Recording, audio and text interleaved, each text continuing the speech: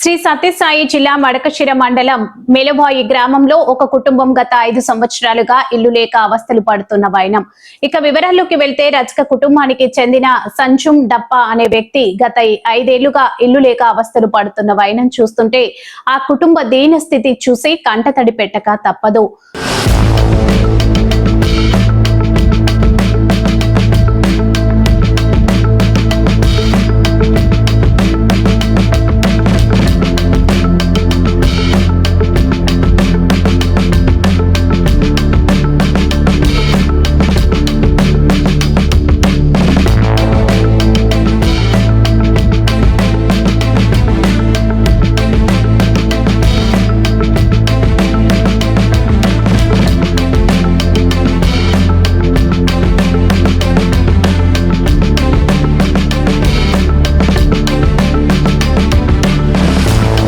నుంజుండప్ప కొండ చీపుర్లను అమ్ముతూ జీవనం సాగిస్తున్నాడు. అతని భార్య పేరు రుద్రాని. విధి వైపరీత్యమో లేక కుటుంబంపై దేవుడికి చిన్న చూపో తెలియదు కానీ ఆమెకు మతి స్థిమితం లేకపోవడం కుటుంబాన్ని మరింత దీన స్థితిలో నెట్టేసింది.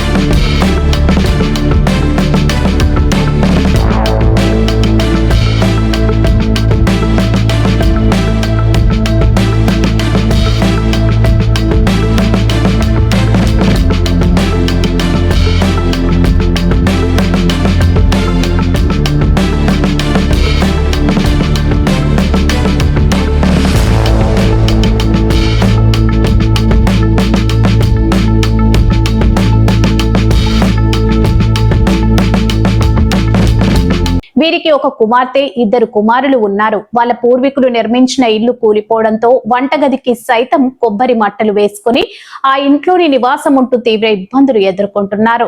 కుమారుల్లో పెద్ద కుమారుడైన మంజునాథ్ మతి స్థిమితం లేని తల్లిని చూసుకుంటూ కొబ్బరి చీపుర్లను కట్టుకుంటూ తండ్రికి సాయం చేస్తూ ఇంటికే పరిమితమయ్యాడు. చిన్న కుమారుడు రాజేష్ 10వ తరగతి ప్రభుత్వ పాఠశాలలో చదువుతూ విద్యాభ్యాసంలో తనకంటూ గుర్తింపును తెచ్చుకున్నాడు. అయితే ఇద్దరు కూడా పడుకోలేని ఇంట్లో నివసిస్తూ వర్షం పడితే రాత్రులు మేల్కోవాల్సిన ఆ కుటుంబం కన్నీటి పర్యాంతమైందే.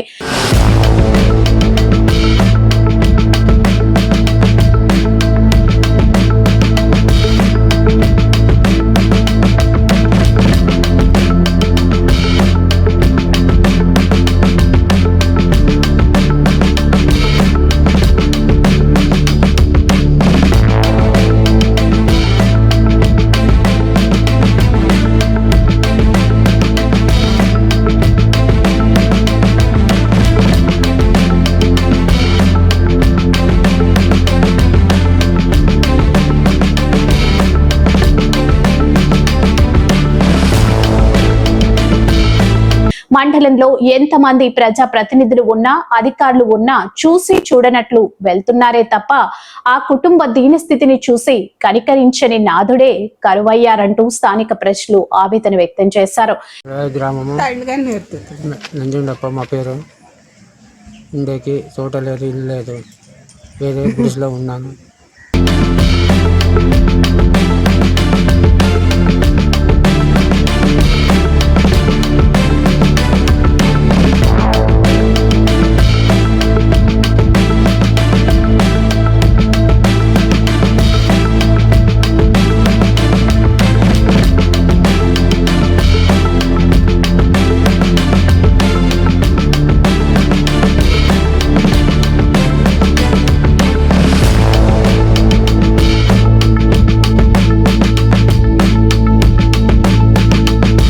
ఈ విషయంపై ప్రజా సంఘాల నాయకులు వెళ్లి వివరాలు ఆరా తీస్తే 2006లో వారికి ఇల్లు మంజూరైందని వాటికి సంబంధించిన బిల్లులు కూడా తీసుకున్నట్లు చెబుతున్నారు.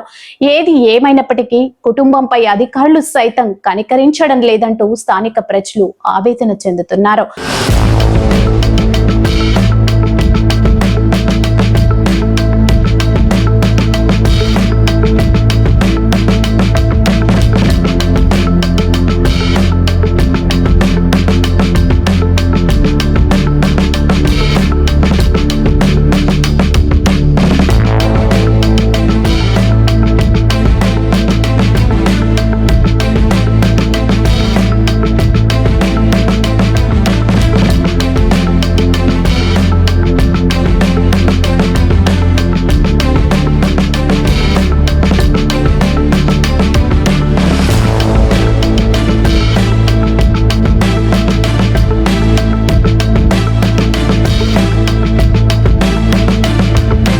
ఇప్పటికైనా జిల్లా స్థాయి అధికారులు పూర్తి విచారణ చేసి వంటింటికే పరిమితమై ఆ కుటుంబానికి పక్కా ఇంటి నిర్మాణం కోసం సహాయ సహకారాలు అందించాలని ఆ గ్రామ ప్రజలు తెలిపారు.